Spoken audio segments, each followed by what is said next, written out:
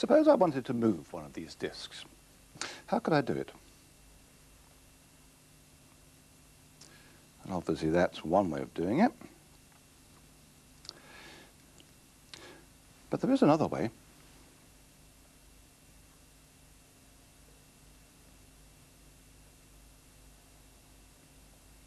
I've got them on a piece of stretchy rubber.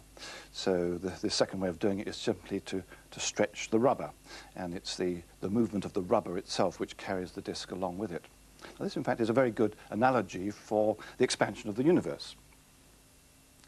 These galaxies here are not so much moving through space as being carried along by an expanding space. In fact, galaxies take part in both kinds of motion. If you're thinking about how the galaxy moves within its local group or cluster, moving around the other galaxies, then that is motion through space, the normal kind of motion. But if you're thinking about a couple of clusters of galaxies and why they are separating due to the Hubble expansion, then that movement is due to the expansion of the space between them. If you're thinking about a very distant galaxy or cluster of galaxies, then that kind of motion due to the expansion of space becomes the dominant motion. Now, it's very important to get the distinction clear between those two types of motion, because this sort of motion, where you're thinking about motion through space, that is governed by Einstein's special theory of relativity. As you've probably heard, one of the requirements of that is that nothing can travel faster than the speed of light. But if you're thinking about the other kind of motion due to the expansion of space, then special relativity has nothing at all to say about that. And therefore, there's no reason why speed should not exceed the speed of light. In fact, if you're thinking about a galaxy which is so far away it's beyond the horizon of the observable universe, then sure enough, they can indeed be moving faster than the speed of light.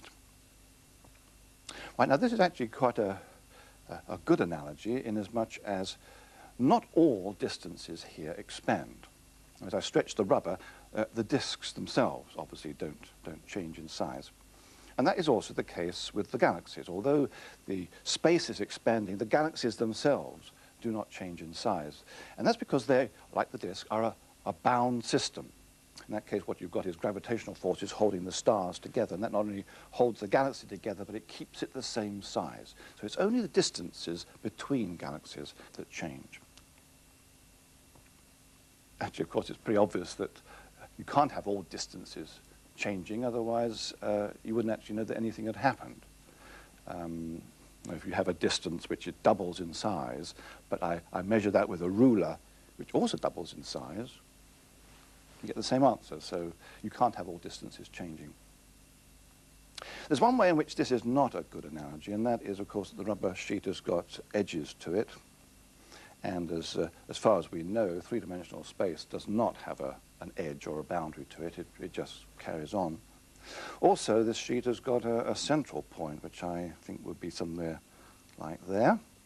Now, why do I say that? Well, I'm judging it as being equidistant between the two edges. But as I say, with three-dimensional space, if there's no edge, then I've got no place from which to judge where the center might be, the center of the universe. So any point in space is as good or as bad as any other. Right, well, whilst we're thinking about this expanding space, how about another problem which might be bothering you, and that is the cosmological redshift. Now, what actually is the origin of that redshift? Take this lamp. It's blue. At least it looks blue from here, from close up. But what would it look like from a long distance away? Now, suppose we were looking at it from a distant galaxy across space. Well, let's go and find out, shall we?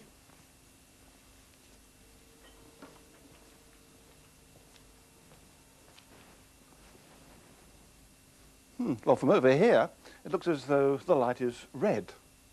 Yet the strange thing is, for someone who is actually still over there by the light source, it would still seem to be blue. So, the colors are different.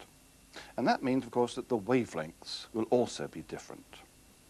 It's shorter at emission than when we receive it. And how does that come about?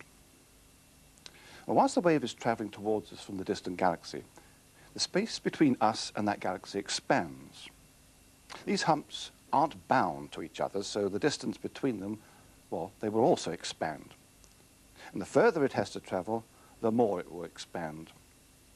So although the light has its normal wavelength at emission, it is redshifted by the time we see it.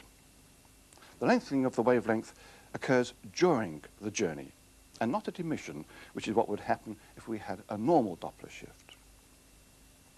With the normal Doppler shift, due to the speed of recession of the source, all the lengthening occurs right at emission.